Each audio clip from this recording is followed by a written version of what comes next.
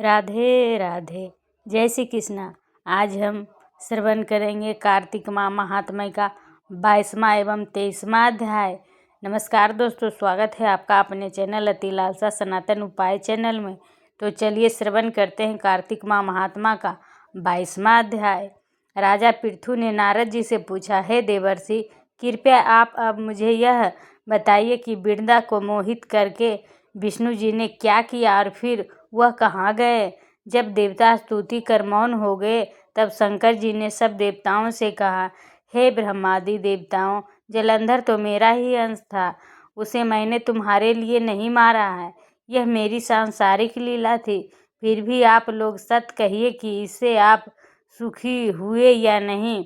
तब ब्रह्मादि देवताओं ने नेत्र हर्ष से खिल गए और उन्होंने शिवजी को प्रणाम कर विष्णु जी का वह सब वृत्तांत कह सुनाया जो उन्होंने बड़े पर्यंत से वृंदा को मोहित किया था तथा वह अग्नि में प्रवेश कर परम गति को प्राप्त हुई थी।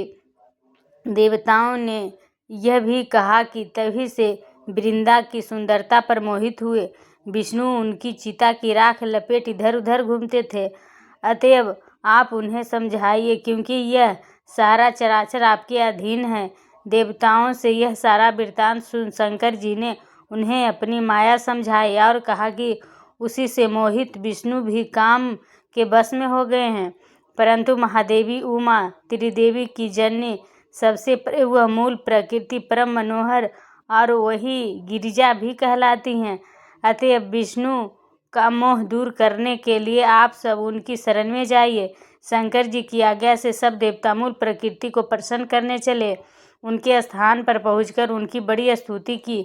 तब यह आकाशवाणी हुई कि हे देवताओं, मैं ही 3 प्रकार से तीनों युगों से पृथक होकर स्थित सत्य गुण से गौरा, रजोगुण से लक्ष्मी और तमोगुण से ज्योति रूप हूँ। अतएव अब आप लोग मेरी रक्षा के लिए उन देवियों के पास जाओ तो वे तुम्हारे मनोरथ को पूर्ण कर देंगी। यह सब सुनकर देवता भगवती के वाक्यों का आदर करते हुए गौरी, लक्ष्मी और सरस्वती को प्रणाम करने लगे। सब देवताओं ने भक्ति पूर्वक उन सब देवियों की प्रार्थना की। उस स्तुति से तीनों देवियां प्रकट हो गईं। सभी देवताओं ने खुश होकर निवेदन किया। तब उन देवियों ने कुछ बीज देकर कहा, इसे ले जाकर बो दो तो तुम्हारे सब कार्य सिद्ध हो जाएंगे। ब्रह्मादि देवता उन बीजों को लेकर विष्णु जी के पास गए। वृंदा की चिता भूमि में डाल दिया। उससे धात्री, मालती और तुलसी प्रकट हुई। विधात्री के बीज से धात्री, लक्ष्मी के बीज से मालती और गौरी के बीज से तुलसी प्रकट हुई। विष्णु जी ने ज्यों ही उन स्त्री रूप वाली वनस्पतियों को देखा तो वे उठ बैठे। कामासक्त चित्त से मोहित हो उनसे याचना करने लगे। धात्री और तुलसी ने उनसे प्रीति की। विष्णु जी सारा दुख भूल देवताओं से नमस्कृत हो अपने लोक वैकुंठ में चले। वह पहले की तरह सुखी होकर शंकर जी का स्मरण करने लगे। यह आख्यात शिव जी की भक्ति देने वाला है। ये थी कार्तिक माह महात्म्य का 22वां अध्याय जो पूर्ण हुआ। अब चलिए श्रवण करते हैं कार्तिक माह महात्मा का 23वां अध्याय। नारद जी बोले, हे राजन, यही कारण है कि कार्तिक मास के व्रत उद्यापन में तुलसी की जड़ में भगवान विष्णु की पूजा की जाती है। तुलसी भगवान विष्णु को अधिक प्रीति प्रदान करने वाली मानी गई है। राजन, जिसके घर में तुलसी वन है वह घर तीर्थ स्वरूप है, वहाँ यमराज के दूत नहीं आते। तुलसी का पौधा सदैव सभी पापों का नाश करने वाला तथा अभीष्ट कामनाओं को देने वाला है। जो श्रेष्ठ मनुष्य तुलसी का पौधा लगाते हैं वे यमराज को नहीं देखते। नर्मदा का दर्शन, गंगा का स्नान और तुलसी वन का संसर्ग, ये तीनों एक समान कहे गए हैं। जो तुलसी की मंजरी से संयुक्त होकर प्राण त्याग करता है वह सैकड़ों पापों से युक्त ही क्यों न हो तो भी यमराज उसकी ओर नहीं देख सकते। तुलसी को छूने से कामिक, वाचिक, मानसिक आदि सभी पाप नष्ट हो जाते हैं। जो मनुष्य तुलसी दल से भगवान का पूजन करते हैं वह पुनः गर्भ में नहीं आते, अर्थात जन्म मरण के चक्कर से छूट जाते हैं। तुलसी दल में पुष्कर आदि समस्त तीर्थ, गंगा आदि नदियाँ और विष्णु प्रभूति सभी देवता निवास करते हैं। हे राजन, जो मनुष्य तुलसी के काष्ठ का चंदन लगाते हैं उन्हें सहज ही मुक्ति प्राप्त हो जाती है और उन द्वारा किए गए पाप उनके शरीर को छू भी नहीं पाते। जहाँ तुलसी के पौधों की छाया होती है वहीं पितरों की तृप्ति के लिए श्राद्ध करना चाहिए। जिसके मुख में, कान में और मस्तक पर तुलसी का पत्ता दिखाई देता है उसके ऊपर यमराज भी दृष्टि नहीं डाल सकते। फिर दूतों की तो बात ही क्या है। जो प्रतिदिन आदर पूर्वक तुलसी की महिमा सुनता है वह सब पापों से मुक्त हो ब्रह्मलोक को जाता है। इसी प्रकार आंवले का महान वृक्ष सभी पापों का नाश करने वाला है। आंवले का वृक्ष भगवान विष्णु को प्रिय है। इसके स्मरण मात्र से ही मनुष्य गोदान का फल प्राप्त करता है। जो मनुष्य कार्तिक में आंवले के वन में भगवान विष्णु की पूजा तहत आंवले की छाया में भोजन करता है उसके भी पाप नष्ट हो जाते हैं। आंवले की छाया में मनुष्य जो भी पुण्य करता है वो कोटि गुना हो जाता है। जो मनुष्य आंवले की छाया के नीचे कार्तिक में ब्राह्मण दंपति को एक बार भी भोजन देकर स्वयं भोजन करता है वह अन्न दोष से मुक्त हो जाता है।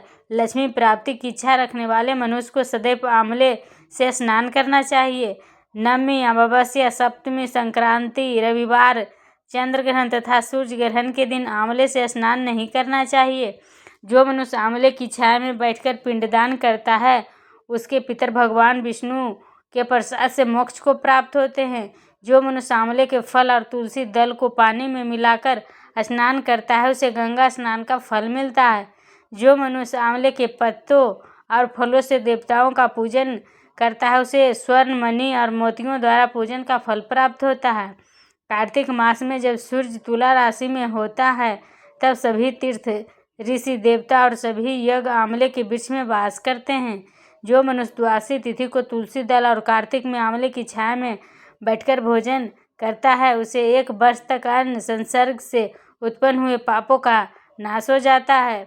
जो मनुष्य कार्तिक में आंवले की जड़ में विष्णु जी का पूजन करता है उसे श्री विष्णु क्षेत्रों के पूजन का फल प्राप्त होता है।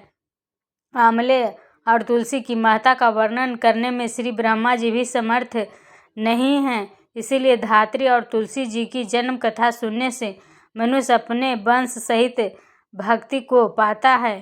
ये थी कार्तिक माह महात्मा का 23वां अध्याय जो पूर्ण हुआ। अब चलिए भगवान विष्णु जी की आरती करते हैं। भगवान विष्णु जी की आरती। ओम जय जगदीश हरे, स्वामी जय जगदीश हरे, भक्तजनों के संकट क्षण में दूर करे। ओम जय जगदीश हरे, जो ध्यावे फल पावे, दुख बिन से मन का, सुख संपत्ति घर आवे, कष्ट मिटे तन का। ओम जय जगदीश हरे, स्वामी जय जगदीश हरे, माते पिता तुम मेरे, शरण गहूँ मैं किसकी, तुम बिन और न दूजा, आस करूँ मैं जिसकी। ओम जय जगदीश हरे, स्वामी जय जगदीश हरे, तुम पूर्ण परमात्मा, तुम अंतर्यामी, पर ब्रह्मा परमेश्वर, तुम सबके स्वामी। ओम जय जगदीश हरे, स्वामी जय जगदीश हरे, तुम करुणा के सागर, तुम पालन करता, मैं सेवक तुम स्वामी, कृपा करो भरता। ओम जय जगदीश हरे, स्वामी जय जगदीश हरे, तुम होए के गोचर, सबके प्राणपति, किस विधि मिलूं दया मैं तुमको मैं कुमति। ओम जय जगदीश हरे, स्वामी जय जगदीश हरे, दीन बंधु दुख हरता, तुम रक्षक मेरे, करुणा हस्त बढ़ाओ, द्वार पड़ा मैं तेरे। ओम जय जगदीश हरे, स्वामी जय जगदीश हरे, विषय विकार मिटाओ, पाप हरो देवा, श्रद्धा भक्ति बढ़ाओ, संतन की सेवा। ओम जय जगदीश हरे, स्वामी जय जगदीश हरे, श्री जगदीश जी की आरती जो कोई नर गावे, कहत शिवानंद स्वामी सुख संपत्ति पावे। ओम जय जगदीश हरे, स्वामी जय जगदीश हरे। ये थी विष्णु भगवान जी की आरती जो पूर्ण हुई। अब करते हैं तुलसी माता जी की आरती। जय जय तुलसी माता मैया जय तुलसी माता, सब जग की सुखदाता सबकी बरमाता। मैया जय तुलसी माता, सब योगों से ऊपर सब रोगों से ऊपर, रज से रक्षा करके सबकी भावदाता। मैया जय तुलसी माता, बटुपुत्री है श्यामा सुरबल्ली है ग्राम्या, विष्णु प्रिय जो नर तुमको सेवे सो नर तर जाता। मैया जय तुलसी माता, हरि के शीस विराजत त्रिभुवन से हो वंदित, पति जनों की तारनी तुम हो विख्याता। मैया जय तुलसी माता, लेकर जन्म विजन में आई दीप भवन में, मानव लोग तुम्हें से सुख संपत्ति पाता। मैया जय तुलसी माता, हरि को तुम अति प्यारी श्याम बरन सुकुमारी, प्रेम अजब है उनका तुमसे कैसा नाता, हमारी विपत हरो तुम कृपा करो माता। मैया जय तुलसी माता, जय जय तुलसी माता मैया जय तुलसी माता, सब जग की सुखदाता सबकी बरमाता। मैया जय तुलसी माता। ये थी तुलसी माता की आरती जो पूर्ण हुई। तो आपको हमारा वीडियो कैसा लगा कमेंट बॉक्स में अवश्य बताइए। अगर वीडियो पसंद आई हो तो वीडियो को लाइक सब्सक्राइब शेयर करना ना भूलें।